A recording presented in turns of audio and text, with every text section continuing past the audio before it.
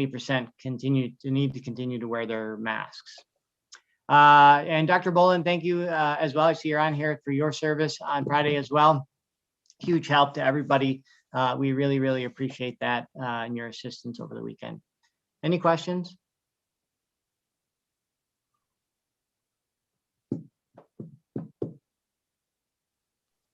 Really quick, if anyone is interested in volunteering or helping with vaccine clinics, just let me know and I'll get you connected with who you need to be connected with. All right, thank you so much as usual for the update and getting it done in a pretty quick time. So thanks for being here, Dr. Ryan and Alyssa, as always on Monday, Tuesday. There I am already on Tuesday, so this Monday. All right, we are gonna open it up and bring in Dimitri and Neil to talk about the employee retention credit. I know that we're all interested in this. We've been hearing about it. So I'm hoping that we can all get some very good information that we can go ahead and get this implemented in our own businesses. So the floor is yours, Dimitri and Neil. Thank you so much, Mike. Yeah, as you said, I'm joined by Neil Tondra. He's our Director of Accounting and resident expert on all things recovery credit. We're super thankful for the opportunity to share the available programs with you guys, and want you to see as many eligible businesses take advantage of all of those federal dollars that are out there. I know Neil has a little PowerPoint, so maybe Neil, you want to share your screen and go ahead.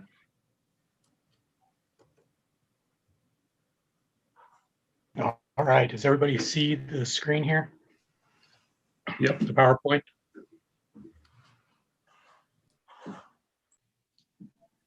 Yes. Yep. Okay. All right, so the employee retention credit, it is a program that had a revision on December 27th of last year. Congress passed and the President signed it into law, also known as the CON-APP program. It updated the previous retention credit program. Previously, you weren't able to take your PPP loan as well as the ERC, but currently you can. They've updated some of the eligibility. So the current numbers, you can either focus on the gross receipts drop.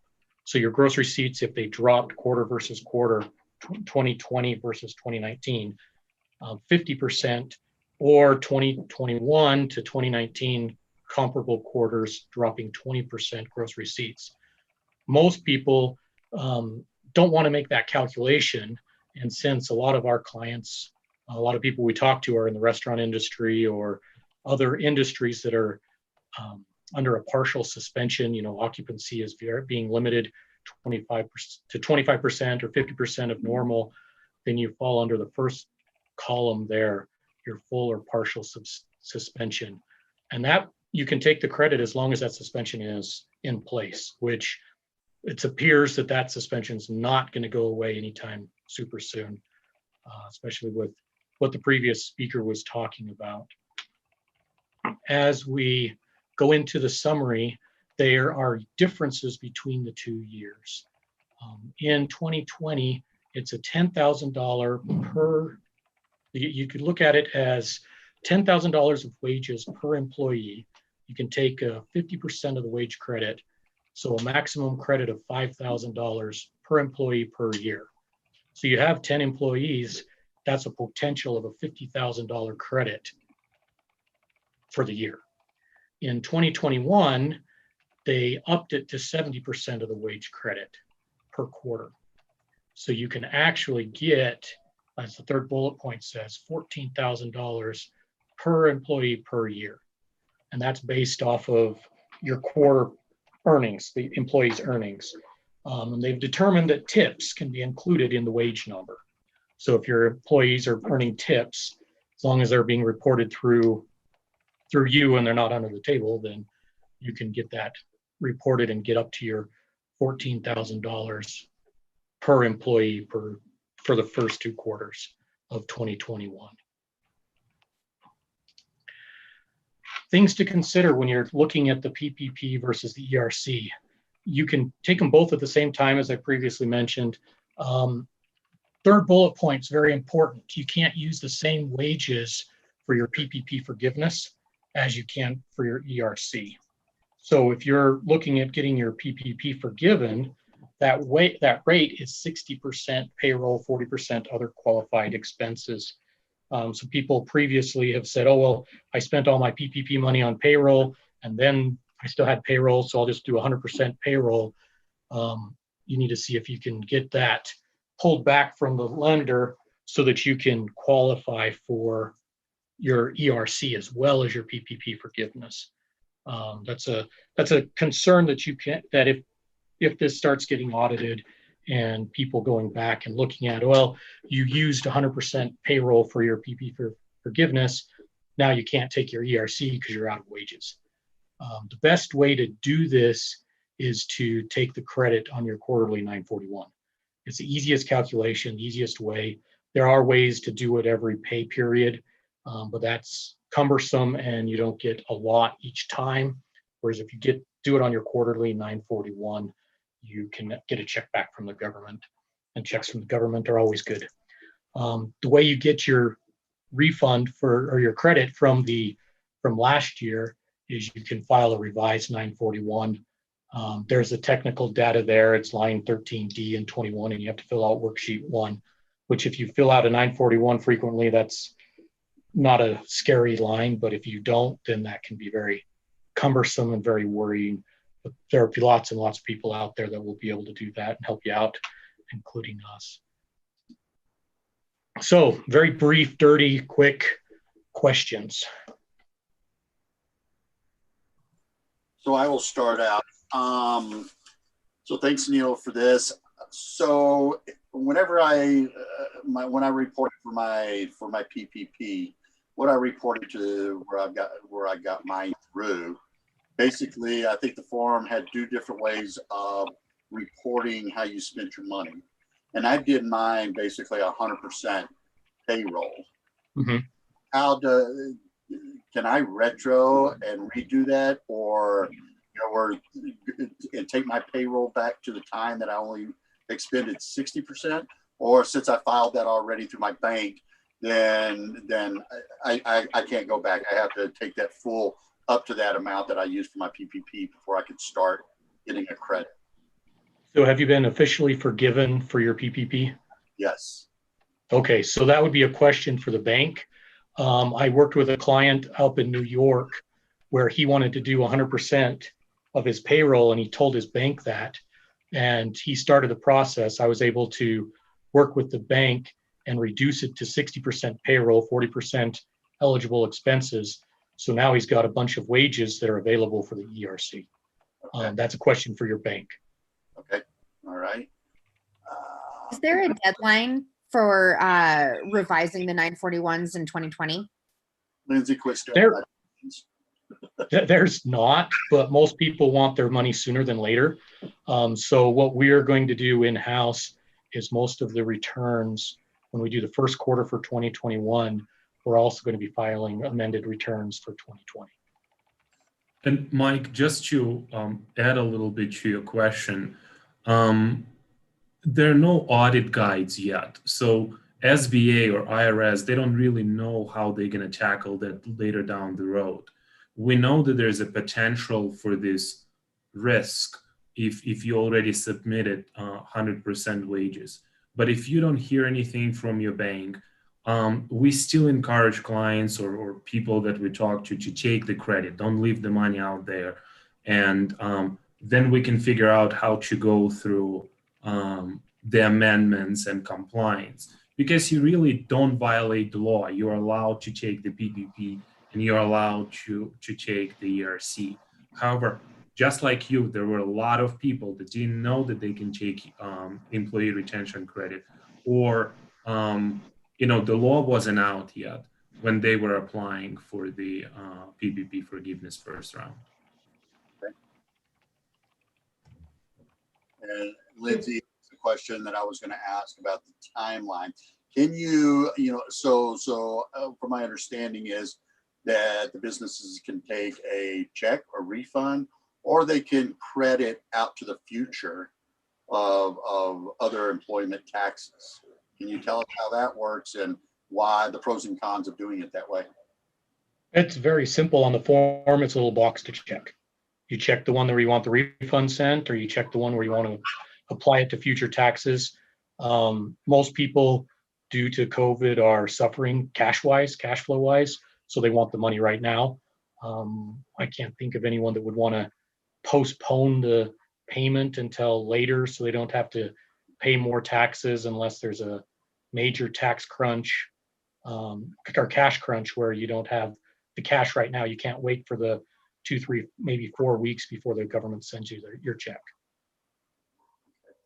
And just very quickly, also to the expedition of the funds. There's a form, and I believe that's a brand new form. I believe it's 7002, Neil, right? That's 702. Yeah. Where you can request the up to 75% of the refund, and a lot of people are estimating what that is.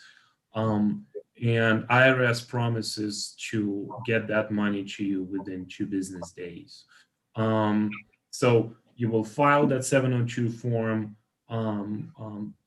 IRS will give you the refund, and then on your 941, you will indicate how much money you already received through 702 expeditious refund.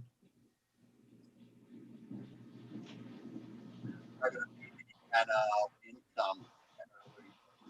You had a tax on this, was it? Mike, I don't know about other people. I can't hear you. Did Yeah, we your get mic. money refunded Mike. taxing event on it? I mean, kind of like our grants, we knew that we did through the county that we signed a form that said you could be taxed on this money. So you got that money to pay the taxes on it. Is that going to be, is this going to be a taxable event? No. You're not taxed on the money, but you don't include those wages into your deduction. So the wages on which you took the credit are excluded from your expenses. Can I ask real quick? What if we? I mean, our profits were nominal. We didn't have any, so we're not paying any tax. We're not going to pay a huge tax burden. So this would be advantageous for us to roll this forward to 2021, because we would get the credit for the next tax year. Or because if I'm not, I mean, like, if the tax credit, how does that work if I don't have enough profits to actually have a huge tax burden? And then what would that mean for this credit? So this offsets your employment taxes, not your federal income taxes. Okay. All right. So that's where the difference is. If you don't have a tax burden, it's still, you have a tax burden if you have employees. It's an employment Right. tax. Correct. Okay. Does that answer your question? Yes. Thank you. So to talk about the revised 941s, if you've already filed your 941s for 2020, there's a revised form you file that you can submit to request the credit for last year. Yes, say Am I Right, the understanding that? 941X. Yep, the 941X. Okay.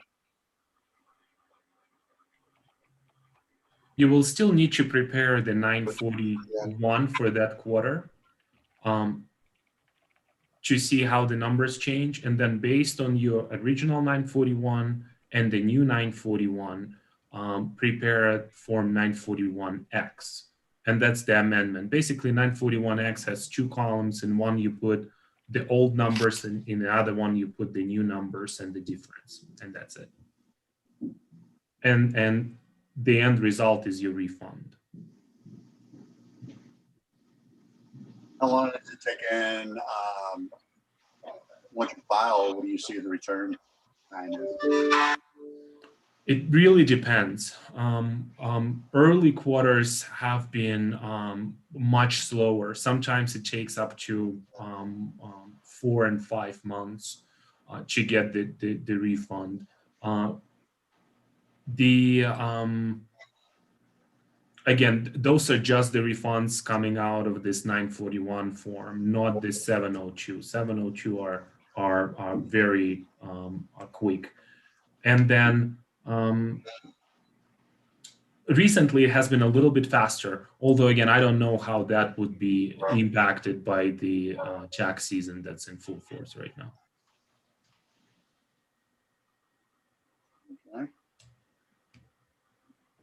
All right. Any other questions or thoughts? Chip, did you have your hand up a minute ago? Yeah, if you haven't actually gotten the forgiveness from your bank, because that was one of the questions. You said if you had gotten the forgiveness and you could still go back, but may be problematic. If you haven't gotten the forgiveness from the bank already, does that make it a little easier? Oh, yes, because then you just fill out 60% of pay of your forgiveness is payroll, 40% is other expenses that are authorized, and you can keep that, pull your P&L and pull the numbers off of that, and then everything remainder in the wages can be used for the ERC. Okay. So it's very easy if you haven't gotten forgiveness. I kind of thought maybe that would be the case. Thanks. And we, of course, when it comes to especially updating the first, second, and third quarter of 2020. So the credit became available on March 17th of 2020. So any wages from March 17th until December 2020 are available for that employee retention credit. Especially for service industries, restaurants, with the turnover, the potential for a huge refund is there. We've seen clients with 50, 70, 100,000 credit just per quarter. I think it's a good idea to just stop and understand how much that business has in total wages, how much of those wages are allocatable to PPP, and how much wages are left. Because that might save a lot of work for people. You might realize that you only have 30 or 40,000 left in wages, and that will prompt you to only amend maybe the last quarter or maybe the first quarter, and not go through the exercise of trying to amend the entire year. Okay, yeah, that gives me an idea how to do it easier.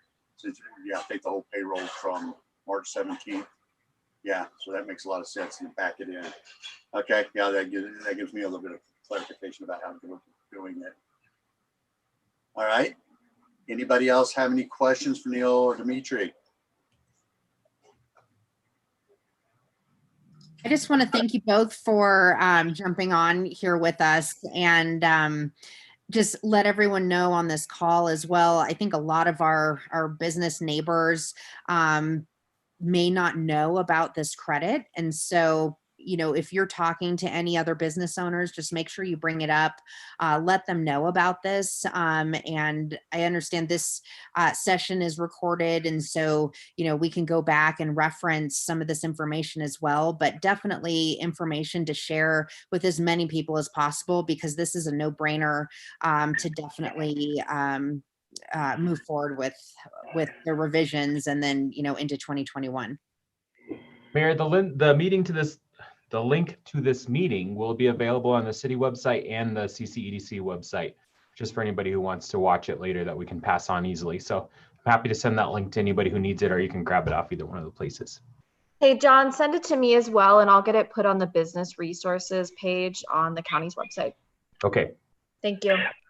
I've got a quick question as well, and thank you guys for coming and providing so much value. This is really great. I'm curious, there's been a lot of discussion about duplication of federal benefits. Is this a potentially duplicable federal benefit? George, can you please elaborate? What do you mean by duplicate benefit? The PPP program, and then we did a local grant program, or a lot of grant programs aimed at businesses that were all federal funds originally. And those all had rules that, you couldn't get $2 federal dollars for the same $1 in impact. And I'm just curious if any of that concern applies to this credit program, or if it's seen as kind of outside of that. No, absolutely. Absolutely. There's no expense, whether it's payroll expense or some other expenses as they relate to other federal dollars, that could be applied where you have the same dollar or $2 of federal money applies to the same expense. Of course, if businesses do have different grants they have to take into consideration the rules of those grants. I had a question for our rec district. I'm not sure if they're on the call today, but one question they had was, as a special district, are they able to apply for this credit for their employees? You know, Well, there's we'll really check. Go ahead. Yeah. There's really only two eligibility issues. One is if they were reduced in capacity by a governmental agency, and the other one is if they've got reduction in gross receipts. And so if they meet either one of those criteria, then they can apply, and it's a no-brainer at that point. They just apply and they're good to go. And that's my understanding as well. If you would like to send us your email, we'll double check just to make sure that the rec district or quasi-government district is not specifically excluded, which I don't think it is, and we'll confirm back with you. That would be great. Thank you. Okay. Anybody else? All right, Neil and Dimitri, thank you again for coming on and talking us through this and helping us understand it a little bit better. I know my head was spinning a little bit, and I think there were others that were a little confused. So thank you so much for. Thank you so much. Thanks for having us. That. All right, we'll jump back into our regular meeting. I believe that Alyssa wanted to give us another recovery update that she had. Hi, Mike. Thanks so much. Yeah, I just have a quick update just so you all are aware. We are going to be launching a COVID community impact survey on March 15th. This is a community-wide impact survey that is going to help us better understand the social, economic, and health needs of the community throughout due to COVID-19. There's going to be 3 ways to fill out this survey. Every single household in the county will be mailed a paper copy of the survey. People can fill that survey out and mail it back. It will be mailed back to the company that's helping us, so it's not going to be mailed to the county. So that's one way. The second way is online. We'll have a link for people to be able to go in and fill it out. We will ask for their home address just so we can make sure that we're getting good representation from the community. And then the third way for people to fill it out is a phone number that people can call. There's a live person that they'll talk to that they'll answer questions over the phone. So we could really, really, really use your help to make sure that all residents are getting this filled out. The better response rate we have, the better I'm able to deploy funds where they need to be deployed. So more information to come. I'm working on a brand kit right now. I probably next week will ask who is okay with us bringing flyers to put up, or any way that you can help us get the word out about this would be really appreciated. All right, thank you for the additional update, Alyssa. Thanks for all you're doing up there in the, with the county and vaccines and everything that you're doing. So thank you very much. Hey, Mike, I have a quick update as well. This is Lindsay. Okay. So speaking of surveys, and I've talked in depth with Alyssa and George on this. So the CCDC is doing a very tailored survey that's separate from what the county's doing. And this is strictly a business economic impact survey. It takes about 5 minutes to complete. And what we're going to do is conduct the survey quarterly. So I do have, the survey is posted, and I'm going to put the link actually down here in the chat section. If you wouldn't mind responding to that survey, it will greatly help us, again, have an understanding of where businesses stand financially quarter to quarter, which helps us with grant applications and presentations to leadership and whatnot. So again, this is a separate survey, and you can expect to see this survey quarterly. It'll be the exact same thing every time, and just helps us kind of keep tabs on how everyone's doing. All right, thanks for that update, Lindsay. So let's jump in real quick about what we saw downtown this weekend. How was business? I hope everybody noticed that we were able to pressure CDOT enough to push the barriers back and open up some more parking for us through this spring break time. It got pretty dicey eventually with some pressure from Idaho Springs to CDOT. They basically issued a stop work order and demanded them to move their stuff back and to open up most of that parking for us. Andy and myself and John Bordoni, we met with Marcel and Steve Indras today just to kind of walk the area to see if we could maybe move what are called candlesticks. And I'm going to say something about Steve Indras because he thought it was lighting the parking lot. So it's okay for me to make fun of Steve.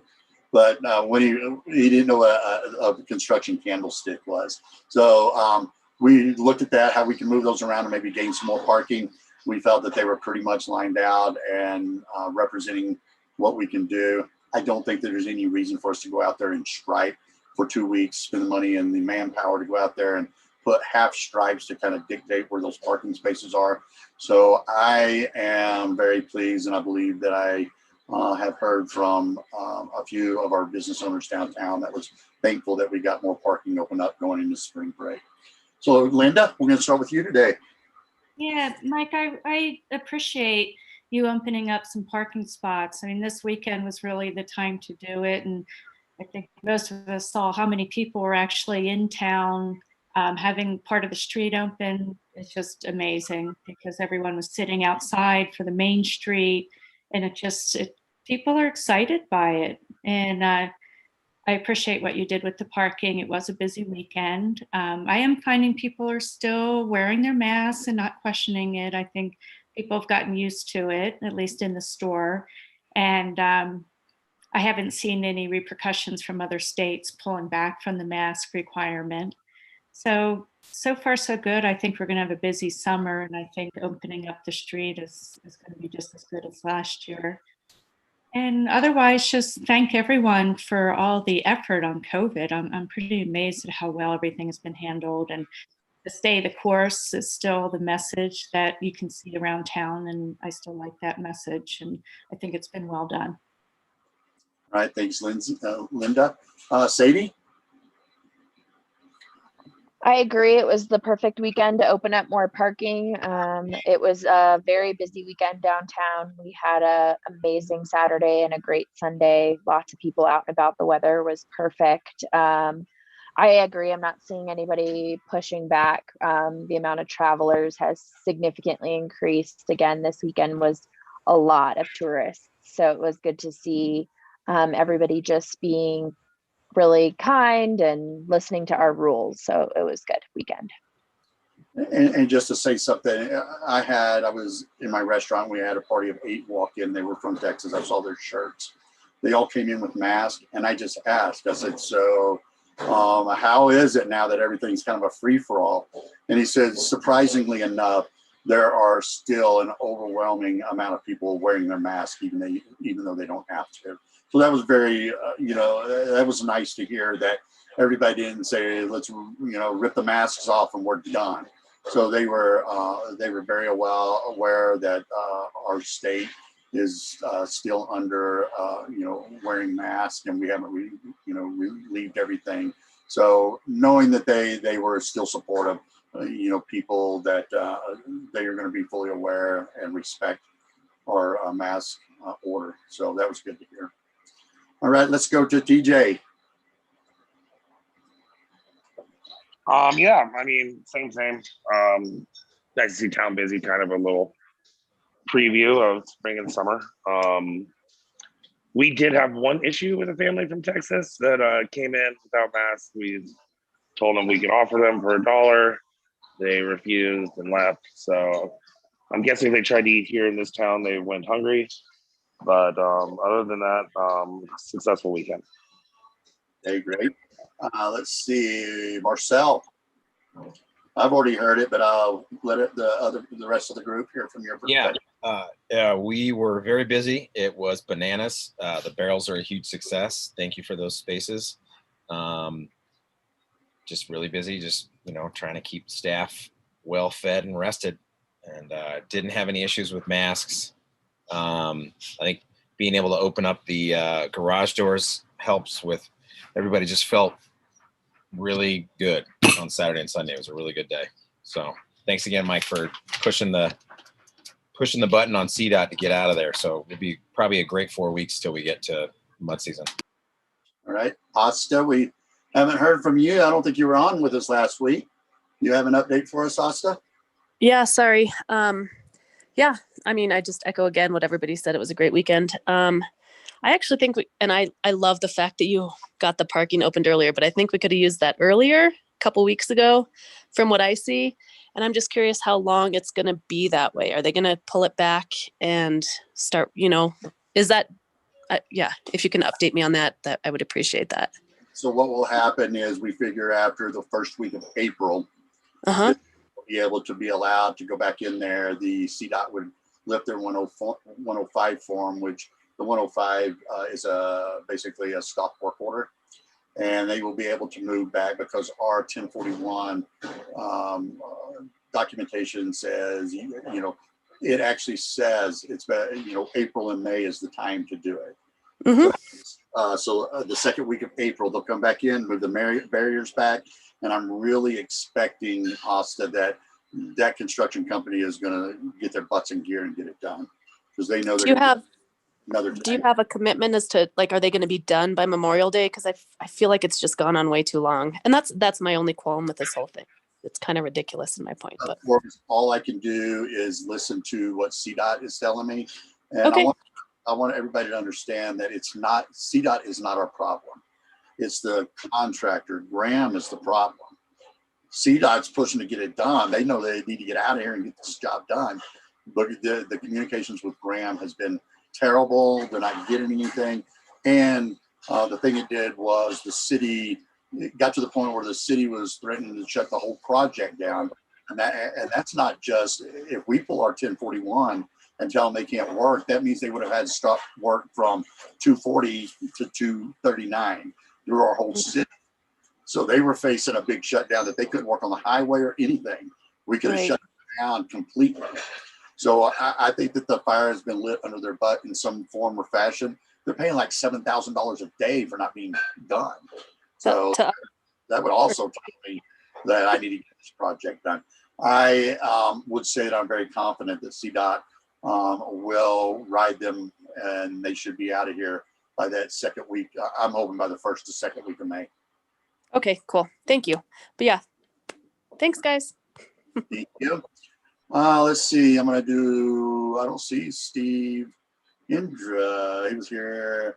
Greg, real quick, we'll get your update on what the cidery did this weekend. I know I drove by there and there were people all around your place this weekend. Yeah, super good. So promising. I agree with Linda how the summer is probably going to be super good too. So overall, super excited of the help that everybody's put in. And curious, what was the day the barriers are coming off a minor? And then do we go straight to being able to put up tents, or is there a period in between before we're allowed to set up for the summer? I think that we have a drop dead date to get the barriers out of there. And I would say, right, if everybody's good with it, of course, this would be consensus of this group. If everybody wants to shut it down at that point, of course, that would mean no traffic's going down there so everybody can get their barriers out there or whatever they want to do. Another thing that I'd like to kind of talk about and get the feedback of this group is as we move into that, does everybody feel, we were in a time frame last year to get it done, and we did, and I think everybody did an excellent job. So I have to take my hat off to all of you because everybody worked together to make sure that, and as I expressed before, that each business was looking out for another business or other businesses, and that's remarkable, especially when they're competing businesses. When you have two restaurants working with each other, I know a lot of time that Marcel has mentioned working with Mountain Prime and TJ over there, and Lindsay and Tommy, and I think that's just a continuation. I think that will happen. What I would like to kind of get a temperature on is we have some time. Should we really start thinking about having all the areas that are blocked off in front of the businesses a consistent type of barrier? We had from rentals that Tommy Knockers did to some with yellow ropes I just kind of want to get an idea from this group of do we want to try to really take the next step and coordinate and even hire somebody to build whatever we're asking for.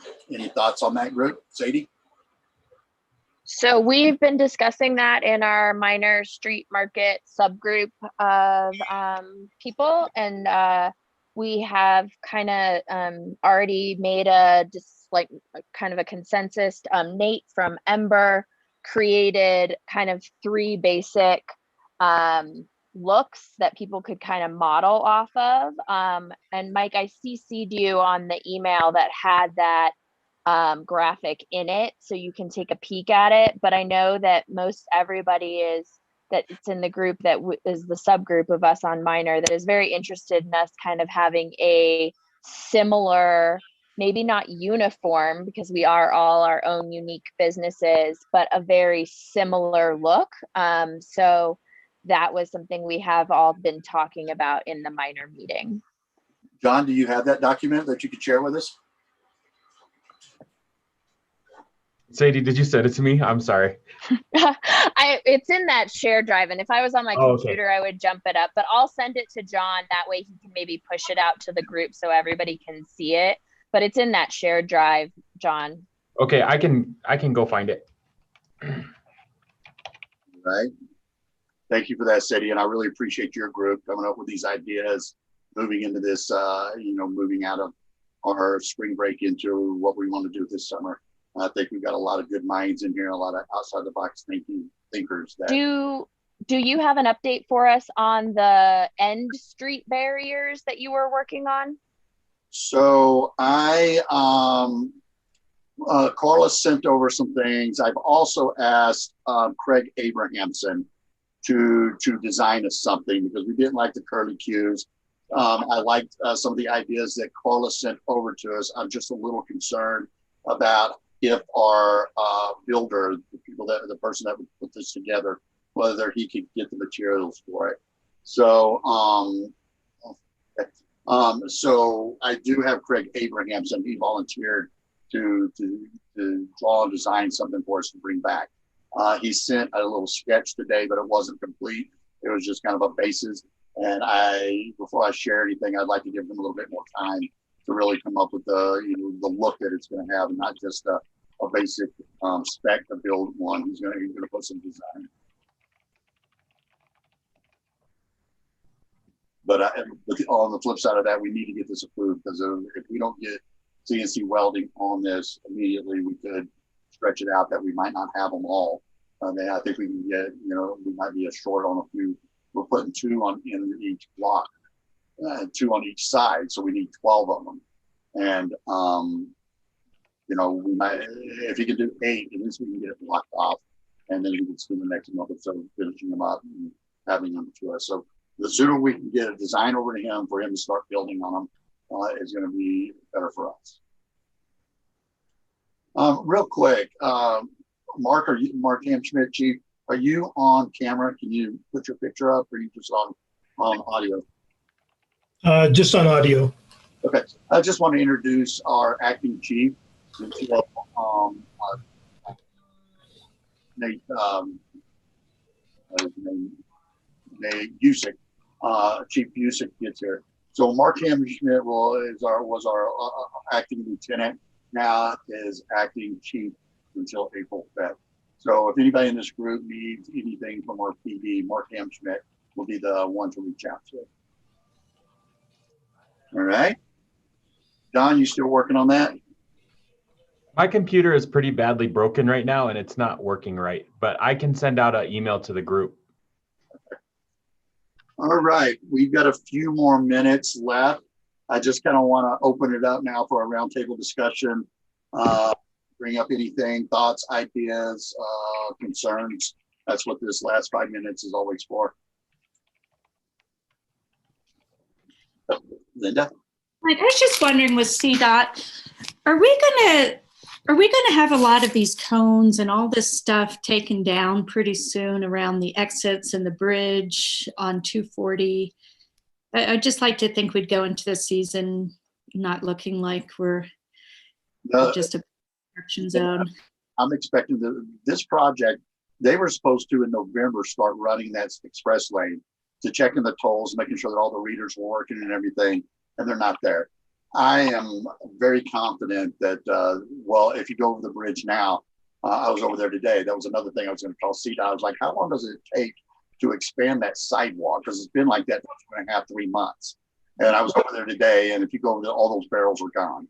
So over the bridge, that sidewalk that they were widening, that's done. Those barrels are out of there. The on-ramp westbound, eastbound, that was closed for so long. And the reason it had to remain closed is because that entrance and that on-ramp, it was a very short acceleration lane, and it just pushed people coming on out into the traffic. So they had to wait until they shifted that whole thing. And if you go eastbound at 240, you'll be very impressed with how long and safe that acceleration lane is now. And they had to fix the drainage in there that was pooling. So that's another reason it was closed, is because when it rained, a short acceleration lane, and you started hydroplaning because there was water standing there. So it was very unsafe, but it's all fixed now. We will start seeing this stuff go away. And like I said, I'm expecting them to be done with the project, except for punch list items and some other things. But we should not see a lot of barrels and cones around on the highway through our community after May, or after the mid part of May. That sounds good. Thank you. Sadie? So I did want to say that we are, for those that don't know, we are having a meeting for the Minor Street Market on Wednesday at 4. We're kind of hoping it will be one of the last meetings before we kind of have a consensus of what we want to present to the group and to the city, of the general idea of what we would like to try this summer. And then also for you, Mike, just a question I heard. I had a CDOT engineer in my shop this weekend, and she was speaking about they are planning and wanting to start the Floyd Hill project. Do we know when that is thought about, or when they're thinking about that? So I don't expect this project to start construction until next year. They've got to procure it, and there's a lot to go along with it, and to make sure that they secure the $800 million that it would cost to do that expansion and widen that and fix that Floyd Hill and build the flyover, or the, what do they call that, Andy? The viaduct project. So yes, I believe that's probably not going to start for until somewhere into 2022, if everything goes as planned. All right. Anybody else? Mayor, I think Dr. Ryan and Asta have questions. Oh, Dr. Ryan? Hey, I just wanted to reiterate to everyone, I know Olivia has reached out to all of you regarding vaccinating your employees. If you do still have employees who are wanting a vaccine, please let us know, reach out to us. We are going to be having a clinic this week and hopefully every week for the foreseeable future. But any of your frontline workers, please reach out to us and let us know. We can get them on the list and get them vaccinated ASAP. So the frontline workers can get vaccinated now? Yeah, any of your restaurant workers, particularly the ones that are out mingling with those who aren't wearing masks, please let us know those folks and we'll get them vaccinated. Pam, who do you want us to contact to try to sign up for that? Usually Olivia. Okay. Yeah, so what we've asked you guys all to do is to sort of be the champion within your business, to identify the folks who want it. Their name, email, and phone number are the 3 pieces of information that we're going to need to get them scheduled. So get that list together first and foremost, and then reach out to Olivia and she'll get you scheduled. Okay. Thank you. Yep. All right. Real quick, Danny, we've got Danny from Interstate Parking. I'm sure you were out here this weekend when everything was pulled back. Can you give us some thoughts of how you think that helped us out this weekend, and any other thoughts as we move forward into the rest of our spring break? Yeah, no, I mean, it's great to have those spots back, and we obviously saw a good amount of people being able to park in the lots. So higher transient traffic, which is great. And we're looking forward to a great spring break. Hopefully we can get that lot striped and ready to go before then. All right, thank you, Annie. With the redoing of the parking lot, CDOT is supposed to tear out, or we need to check with them because Andy said they may just overlay it. I don't know if they're going to completely tear all the asphalt out and redo the parking lot, but that will be happening. And I'm going to ask them to do that, you know, in either two stages on the same day, either 5 or 6 hours apart, or do it in 2 separate days. They'll probably want to do it in 2 separate days. But we will stay on top of that. Also, as everybody probably knows, that the lighting in the parking lot is terrible. You know, we have the visitors going out at dark and employees going out at dark. And there's lights there, but they're not very good or attractive. So we are the city are working with different types of lights to put back in when we do that. So to dress up that parking lot and get some more light back there as well. Andy, you had something to say? I think Asta may have a comment or question. Asta? Hey, thanks, Andy. I just had a quick comment about the pickup parking spots. Now that we have more parking and we're allowed more inside seating, I'm just curious. I'm wondering if the businesses, if they're utilized, you know, like as much as we hope. And also had a question about like in front of the deli, and Tommy Knockers has 1 in front of them and the deli has 4, I think. And I know the deli closes at 3. I'm wondering if there's any way we can like move them in so people can park there at night. Because I see them out, you know, which, yeah. So I'm just curious what people's thoughts are on that, if it's worked and if we need as many as we have out right now. I can definitely have my staff pull them when we close at 3 o'clock. Cool. And I'm not trying to call you out, Lindsay, at all. I'm just curious. Like, If if this makes sense. And I guess it hadn't really occurred to me. So it's a really good point since we closed so early. So yeah, I'll definitely have them, if anything, like pull them back and put them in the alcove until the next day. Cool. Yeah. And I'm just curious how it's worked for all the other businesses too, if they see them. But we can talk about that next week. I was just curious. Okay, thank you for that. Awesome, Chip. I was just talking to my manager a couple of days ago and talking about some of the stuff that's going on here. And she had mentioned that if there was any way to get handicap parking, like on 15th Avenue, because right now the handicap parking's all in the back in the parking lot, and it's kind of a long ways for people to get to the front of the out to Minor Street. So, and Marcel actually mentioned this today. So we didn't paint any blue because handicap can park anywhere. They don't have to, as long as they got a placard or a license plate, they can park anywhere. So do you think that it would be better just to sign handicap, or, you know, that saying to park anywhere? Or are you thinking that we really need to, of course, once we close down the street, it's going to be irrelevant anyway. But if we could put a couple on the side streets, like you're saying, Chip. I don't know if it's, you know, just kind of open for if handicapped people have even realized that. They're probably used to finding the signs. The other challenge with some of the avenues is the grades of them. And I'm not saying 15th is necessarily a problem, but that has been something that has created issues in the past because there's some requirements by ADA law for how those, what the grades are and everything. So that could be problematic. Good point. Yep. Well, we should talk that, especially when we start transitioning into our summer where Minor Street's going to be closed off. We should bring that up and we can talk more about that at our next meeting. Okay, it's 3 o'clock. Does anybody have anything else, updates or anything you'd like to share? Linda, were you going to say something else? Yeah, we can talk about this individually. I'd just like to talk to you at some point about the parking lot behind Margie's and the alleyway grading there. Just So maybe we can hang on for a minute after the meeting.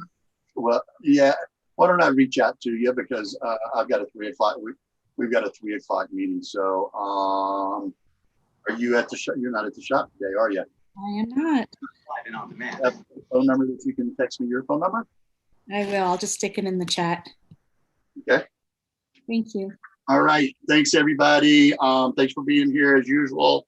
And keep plugging along out there and send us your ideas and your thoughts. Have a great rest of the day. Thanks.